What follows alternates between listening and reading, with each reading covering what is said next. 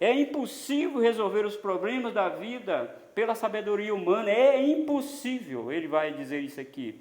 É impossível resolver os problemas da vida pela sabedoria humana. E ele nos dá aqui duas razões para isso.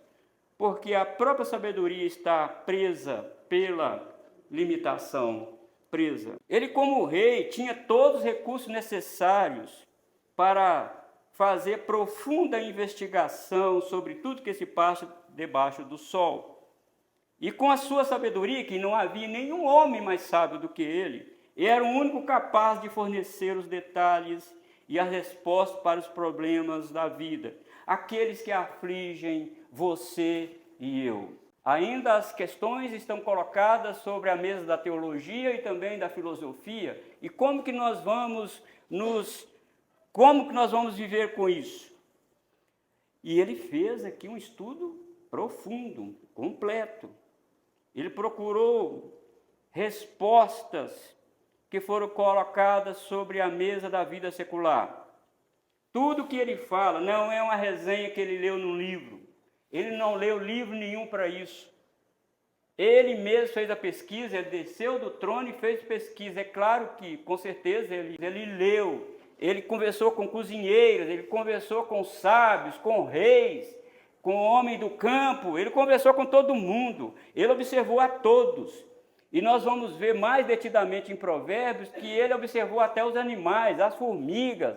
Ele observou tudo.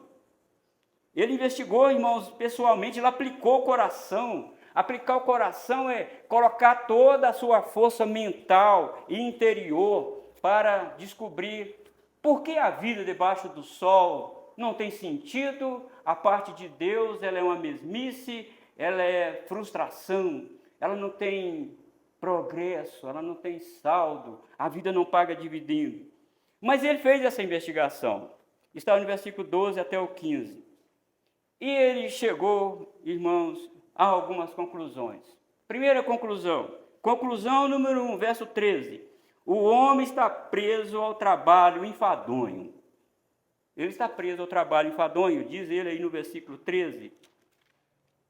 Apliquei o coração a esquadrinhar e a informar-me com sabedoria de tudo quanto sucede debaixo do céu. Este enfadonho trabalho impôs Deus aos filhos dos homens para ele os afligir.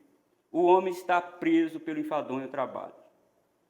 Deus impôs sobre a humanidade inquietação. O homem quer saber, o homem quer buscar, ele quer inquirir, ele quer investigar. E quando ele investiga, ele chega à conclusão de que não valeu a pena investigar. Ele precisa investigar doenças, problemas da sociedade, como lidar com dinheiro, como lidar com tudo. O homem precisa estudar, o homem precisa saber. Mas quando ele chega a uma conclusão, ele diz, foi um trabalho enfadonho fazer isso. Muito enfadonho. E o pregador diz aqui que ninguém escapa das consequências de buscar o que ainda não tem. Pois o homem trabalha, planeja, estuda, constrói, destrói, pensa, repensa, e ele não consegue chegar a nenhuma solução definitiva sobre a sua vida. Quando ele pensa, irmãos, que seus planos cumprirão, ele constata que teve somente um enfadonho trabalho de achar que isso daria certo a parte de Deus.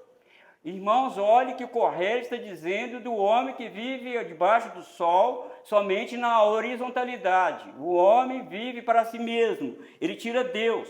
Como diz Nietzsche, para você construir o super-homem, você precisa destruir sua fé, destruir dogma da religião. Você precisa tirar Deus de cena, você precisa matar Deus, porque senão você não consegue. E aqui o Correio está dizendo, se você fizer isso, você vai cair no enfadonho trabalho de achar que você poderia descobrir alguma coisa e isso, consequentemente, dá sentido à sua vida e você vai descobrir que não. Você foi só um enfadonho trabalho. Por quê, irmãos? Porque a sabedoria humana é limitada. Qual é a conclusão número 2? Agora ele também no versículo 14, conclusão número 2, frustração. Atentei para todas as obras que se fazem debaixo do sol, e eis que tudo era vaidade e correr atrás do vento. Como eu disse, irmãos, ele investigou tudo mesmo. Ele inclinou ao estudo de todas as obras, de todo o trabalho do homem, tudo que é possível descobrir. Debaixo do sol ele investigou. Ele investigou o trabalho desde aquela cozinheira até aquele homem que era o seu assistente no palácio. Ele investigou tudo. A conclusão dele é vaidade e correr atrás do vento. Essa expressão agora é nova que ele está usando aqui. Correr atrás do vento. Para onde o vento vai? A lugar nenhum, diz ele lá nos versículos 3 e 4. A lugar nenhum. O vento revolve e vai para lá, vai para cá. Se você correr atrás dele, ele está dizendo o seguinte, irmãos, que não tem como você capturar o vento. Você não consegue capturar o vento. Você não consegue prendê-lo. Ele é insubstancial. Você não consegue segui-lo.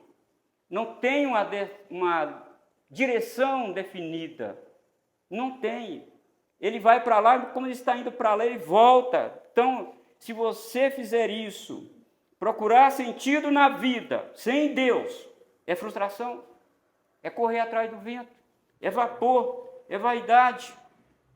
E eis que tudo era vaidade, correr atrás do vento. Nada tem valor para sempre aqui. Não. Ele vai dizer no capítulo 3 que tudo acaba por um breve tempo, porque há tempo para chorar, há tempo para alegrar, construir, destruir, plantar, arrancar o que plantou. Tudo é uma mesmice, é um enfadonho, volta tudo de novo. A dona de casa todo dia tem serviço na casa para fazer e não para até ela morrer. Até desse jeito. Ele está pegando esses exemplos de vaidade e correr atrás do vento. Irmãos, depois da queda do homem no Jardim do Éden, o trabalho se tornou muito enfadonho, muito cansativo o trabalho. Cansa a mente. Às vezes até enoja a gente. Cansa os músculos, os olhos, os ouvidos. Às vezes a gente não quer saber de nada. E o trabalho não era para ser assim. Mas Deus, depois da queda, impôs esse enfadonho trabalho aos filhos dos homens. Ninguém escapa disso. Aquele que trabalha lá no campo, ele cansa muito o corpo, mas aquele que trabalha no escritório também cansa muito. Cansa o corpo, cansa a mente. É um enfado, irmãos. E como que esse trabalho pode dar sentido à sua vida e fazer você ver Deus? Você precisa voltar, como ele diz lá no capítulo 12. Você lembra-te do seu Criador nos dias da tua mocidade, antes que venham os maus dias. E agora, irmãos, o pior, trabalhamos tanto e quando vamos fazer um balanço de tudo, descobrimos que trabalhamos para o vento e não chegamos a lugar nenhum.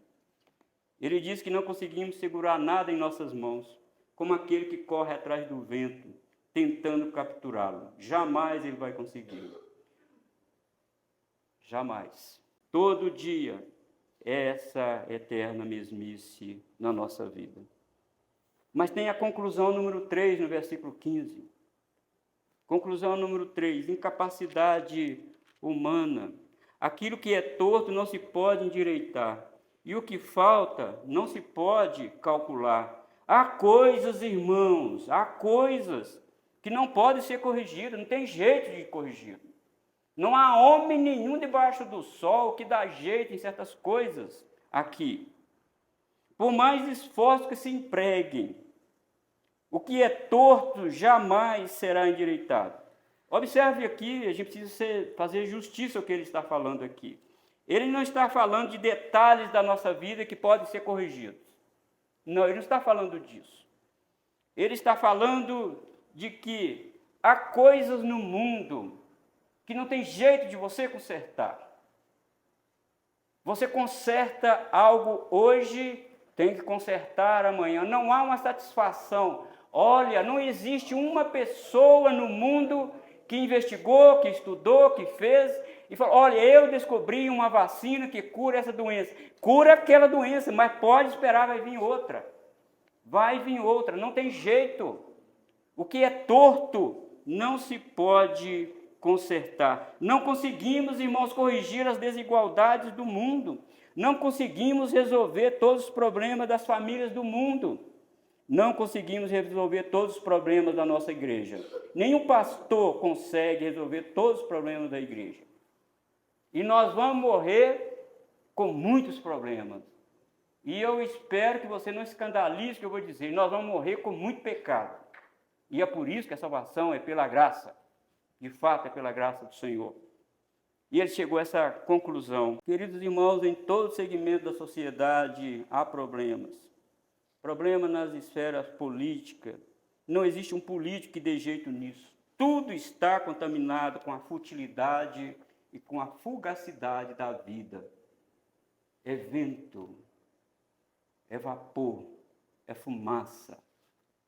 Não há substância que você possa pegar e dizer: segurei isso. Ninguém consegue estancar e drenar a corrupção do coração do homem, porque a ganância para se ter mais dinheiro permeia todos os redutos do coração do homem. Ele vai dizer que quem ama o dinheiro jamais se fartará dele. Jamais. E parece que ele joga um balde de água fria nas nossas perspectivas, quando ele vai para o capítulo 7, versículo 13, do Eclesiastes aí. Quem colocou esse negócio torto? Quem fez isso torto, que o homem não consegue endireitar? Ele diz no capítulo 7, versículo 13, atenta para as obras de Deus, porque quem poderá endireitar o que ele torceu? Ele torceu, meu querido. Você não consegue endireitar. Ele tem o poder de endireitar. Nenhuma sabedoria humana consegue endireitar. Ninguém consegue. Você pode ajudar a melhorar o seu cônjuge, mas consertá-lo jamais. Você não consegue. Nós estamos fadados debaixo do sol, envolto nesse mundo caído, da queda. Podemos melhorar, mas perfeição, não. Você não vai conseguir. Nós estamos debaixo do sol, e onde tudo é vaidade e correr atrás do vento. Olha, irmãos, e há algumas circunstâncias da vida que não podem mesmo ser corrigidas, porque Deus quer que elas permaneçam tortas. Quem é o homem para endireitar o que Deus torceu, diz ele? Quando o homem resolve o problema, vem outro. Quando o homem diz que tem a solução para a política no país, vem outro problema e abate. Nossa incapacidade continua, diz Corrélio, porque a segunda linha deste provérbio diz que não podemos contar o que não temos. Você não consegue endireitar o que é torto, mas você também não pode, você não consegue calcular o que não existe. Por quê? Porque Deus encobriu isso. Contenta com a sua limitação e dependa de Deus. Senhor, contentar com a limitação não é cruzar os braços e dizer, então está tudo dentro do fatalismo. Não, ele não está falando de fatalismo. Ele está dizendo que você não conserta o mundo. Nenhum homem conserta o mundo. Nenhuma pessoa conserta a sua família. Nenhum pai de família consegue consertar a sua família. Tem problemas profundos enraizados na nossa família que não conseguimos consertar. Por mais que oremos, por mais que dedicamos a nossa vida ao Senhor, jamais nós vamos consertar isso. Vamos morrer desta forma. Se não temos, vamos contar o quê? Diz Corrélio. Nada. Por isso ele diz que não há proveito de nada em todo o nosso trabalho debaixo do sol. Porque nós nem ao menos temos a capacidade de saber o que nos falta. Nós não temos essa capacidade. Porque quando pensamos que nos falta água, na verdade está faltando sabedoria para saber o que nós não temos capacidade de resolver. Está faltando sabedoria. Este é o primeiro problema que ele investigou com a sua sabedoria. Mas A sabedoria humana não pode resolver os problemas da vida, em segundo lugar, porque ela está nos envolvido com angústia. Nós estamos envolvidos na angústia, na inquietação da vida. Olha para nós aqui sentados aqui agora. Olha a inquietação. Nós estamos inquietos. A nossa vida já é uma inquietação. Pomos a mão aqui na cabeça, colocamos a mão para lá, nós ficamos inquietos. Se o culto demorar muito, pronto. Nós somos inquietos. Estamos, irmãos, envolvidos na angústia, na ansiedade da vida. Nós somos inquietos. E isso está debaixo do sol e não tem ninguém que resolve isso. Somente Deus resolve isso. Então está os versículos 16 e o versículo 18. Eu disse comigo, eis que me engrandeci, sobrepujei em sabedoria a todos que antes de mim existiram em Jerusalém. Com efeito, meu coração tem tido larga experiência na sabedoria e no conhecimento. Eu tenho sabedoria. Eu vou investigar isso direitinho.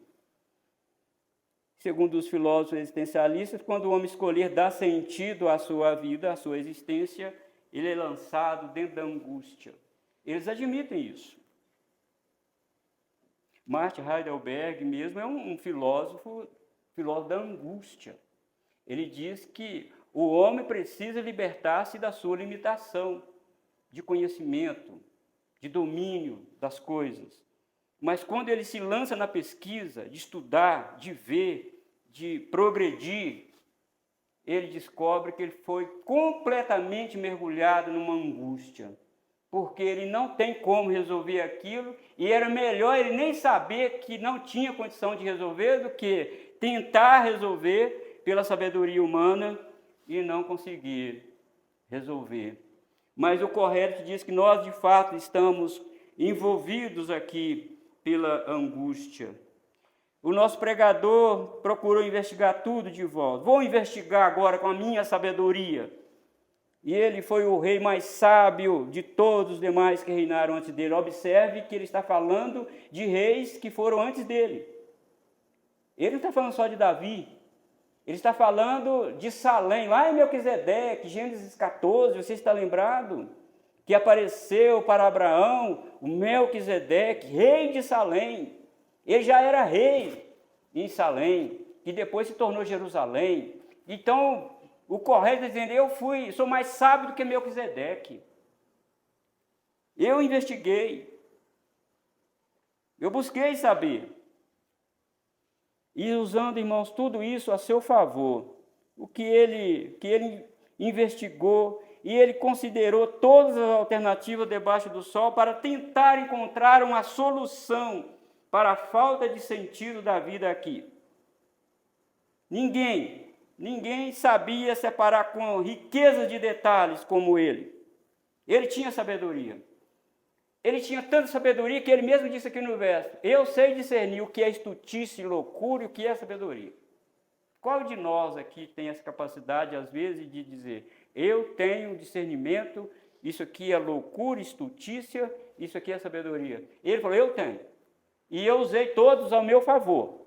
Usei, inclusive, a loucura e a estutícia para tentar resolver o problema de falta de sentido na vida. E ele não encontrou respostas favoráveis. E ele chegou a duas conclusões também. Na primeira, ele 3 conclusões, e aqui ele chegou a 2. Versículo 17, o problema continua. Continua aí o problema. Ele disse que agora vai investigar o porquê da vida. Por que a vida não paga dividendo? Por quê? É porque tudo aqui é vaidade. Ele concluiu que o tempo gasto e a energia mental aplicada nesse estudo de investigação não levou a saldo nenhum também. Ele correu atrás do vento.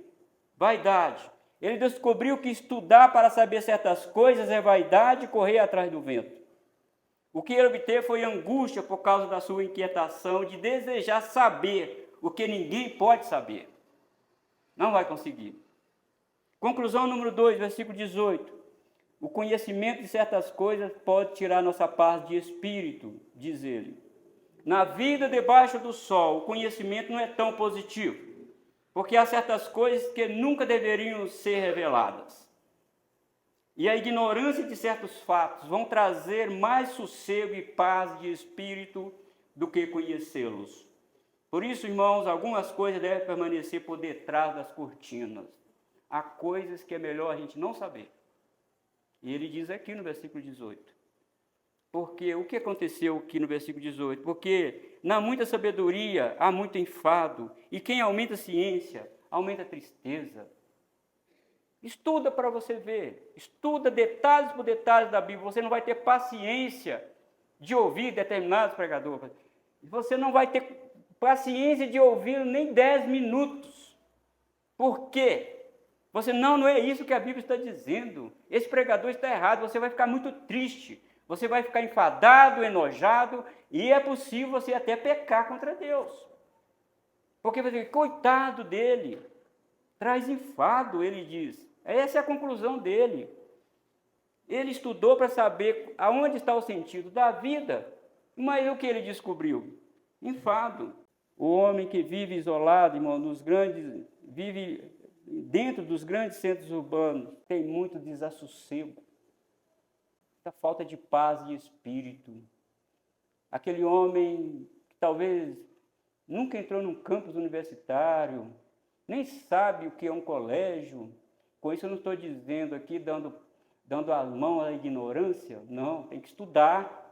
Tem que estudar, estudar muito. Tem que estudar. Mas você precisa saber que se você vai estudar, isso vai te trazer muitos problemas. Muito desassossego. Vai te tirar o sono. Saber disso, que você não está estudando para ter sentido na sua vida. Você precisa conhecer as coisas. Mas aquele homem que vive lá no campo, que acorda de madrugada e trabalha, que só vive ouvindo os cânticos dos pássaros, ele tem mais paz de espírito. O homem aqui é desassossegado. Ele vive numa tribulação, numa angústia. Ele vive desta forma. E aquele crente que vai para o campo universitário, aquele jovem que vai estudar, e ele precisa ir, de novo eu digo isso aqui, ele precisa ir, ele precisa estudar. E ele vai ver coisas lá que ele vai assustar. Se ele não tiver uma fé bem embasada na palavra de Deus, ele vai ficar frustrado. Porque aqui é uma inquietação, ninguém aceita isso. O homem está fadado a isso. Um comediante muito famoso no Brasil se candidatou a deputado federal e depois de algum tempo ele pediu, não sei como que fala, exoneração. Ele, não quero mais. Estou decepcionado, palavra dele, estou decepcionado com a política. Porque antes ele vivia fazendo graça, comédia, mas resolveu a ingressar na carreira política. Chegou lá e ele ficou decepcionado, frustrado. Ele conheceu lá de fato como que lá funciona. E aqui o Correio está dizendo, porque na muita sabedoria há muito enfado. Tem coisas que é melhor você não conhecer. Tem coisas que é melhor você deixá-las como elas estão. É melhor, vai te trazer mais paz de espírito. Se você quer resolver os problemas, estudar para isso, saiba de uma coisa, você vai ter muitos problemas, diz o Correte. Mas para onde o Novo Testamento, irmãos, quer nos levar aqui? Como nós vamos lidar com isso então? Qual é a resposta do Novo Testamento? O Novo Testamento também diz que nós estamos cercados aqui com preocupações, com perguntas, que debaixo do sol não temos respostas satisfatórias, mas há algo no qual devemos saber e conhecer, e isso trará resposta para os dramas da nossa vida aqui. Assim diz Deus, Jeremias 9, versículo 23 e 24, ainda nos profetas, né? Assim diz o Senhor, não se glorie o sábio na sua sabedoria, nem o forte na sua força, nem o rico nas suas riquezas, mas o que se gloriar, glorie-se nisso, em me conhecer e saber que eu sou o Senhor e faço misericórdia, juízo e justiça na terra, porque destas coisas me agrado, diz o Senhor. E isso que nós temos que saber. Não nos gloriar nos nossos estudos, porque isso vai trazer tristeza. Mas se nós, irmãos, nos gloriar no Senhor, saber que o Senhor tem o conhecimento de todas as coisas, que Ele tem o quadro todo, e eu só tenho uma parte da pintura do quadro. Ele tem o quadro todo, Ele sabe tudo sobre mim, como nós vimos na escola bíblica dominical hoje. A imensidão de Deus, a infinidade de Deus, a eternidade de Deus, Ele sabe de tudo. Então, como nós vimos aqui hoje, até os dias da minha vida estão todos escritos no livro dele, tudo que vai acontecer Ele já sabe. Então eu preciso me gloriar nesse Deus e descansar a minha vida nele, porque é isso que Ele diz para nós. A Bíblia, irmão, não foi escrita para dar resposta a todas as indagações da vida, mas ela nos aponta para quem devemos recorrer nos momentos de angústia e perturbação. Mateus capítulo 12, versículo 42, registra a seguinte frase ou declaração de Jesus Cristo. Ele diz: a rainha do sul se levantará no dia do juízo com esta geração e a condenará, porque veio dos confins da terra para ouvir a sabedoria de Salomão. E eis aqui quem é maior do que Salomão. Jesus Cristo é maior do que Salomão. Salomão não teve resposta, ele investigou e diz: eu corri atrás do vento, é vaidade. Mas Jesus ergueu a voz e disse: eis aqui quem é maior do que Salomão. Eu tenho a resposta. Deus tem a resposta para nós, irmãos. E é em Jesus que nós precisamos nos esconder. E ele disse certa feita: vinde a mim, todos que estáis cansados e sobrecarregados, e eu vos aliviarei. A inquietação e paz de espírito só podem ser encontradas em Jesus Cristo. Paulo diz em Colossenses, capítulo 2, versículo 3, em quem todos os tesouros da sabedoria e do conhecimento estão ocultos. Não tem jeito. Todos os tesouros da sabedoria e do conhecimento estão escondidos em Jesus Cristo. Quando nós, irmãos, procuramos investigar coisas tão somente para dar sentido, para se vangloriar, eu tenho esse título acadêmico, eu fiz isso, saiba que você vai entrar dentro de uma angústia na sua vida. Saiba disso. É bom que você saiba disso. Viver, irmãos, à luz do Evangelho é viver a sabedoria de Deus. E ela é manifestada na cruz de Cristo. Paulo diz que Deus tornou louca a sabedoria do mundo, porque ela estava escondida na cruz de Cristo. E é por isso que ele diz: onde está o sábio? Onde estão os escribas? Onde estão aí os inquiridores deste século?